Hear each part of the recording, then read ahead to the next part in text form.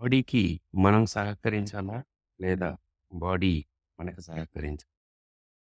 అంటే మనం అందరం గూడా ఏమంటున్నామంటే ఇవాళ రేపట్లో బాడీ నాకు సహకరించట్లేదండి. బాడీ అసలు చెప్పిన మాట వినట్లేదండి. బాడీ చాలా లేజీగా ఉంటుందండి. అన్నీ గూడా బాడీ ఏదో మనల్ని చేస్తున్నట్టు ఫీల్ అవుతున్నాం. కానీ మనమే బాడీని పాడు చేస్తున్నాం. ఎలా అంటే మనకి భగవంతుడు 2 అవకాశాలిచ్చాడు. ఒకటి ఊపిరి పీల్చుకోవడము. 2 ఆహారం తీసుకోవడం. ఈ ఆహారం అనేది ఎందుకు తీసుకోవాల్సొస్తుంది? శరీరం యొక్క పోషణని నింపడానికి అంటే సరిపడా కావాల్సిన పదార్థాలను తీసుకోవడానికి మాత్రమే ఈ ఆహారం అనేది తీసుకోవాలి.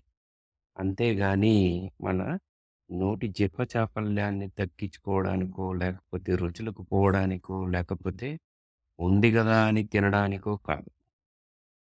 అలాగే బ్రీతింగ్ ఊపిరి. ఈ ఊపిరి కూడా ఇవాళ రేపట్లో చాలామంది చాలా తక్కువ శాతం తీసుకోవడం అనేది జరుగుతూ ఉంది. ఇంతకుముందు మనకి శారీరక శ్రమ అధికంగా ఉండడం వల్ల మనము ఊపిరి అనేది ఆటోమేటిక్‌గా జరిగేది.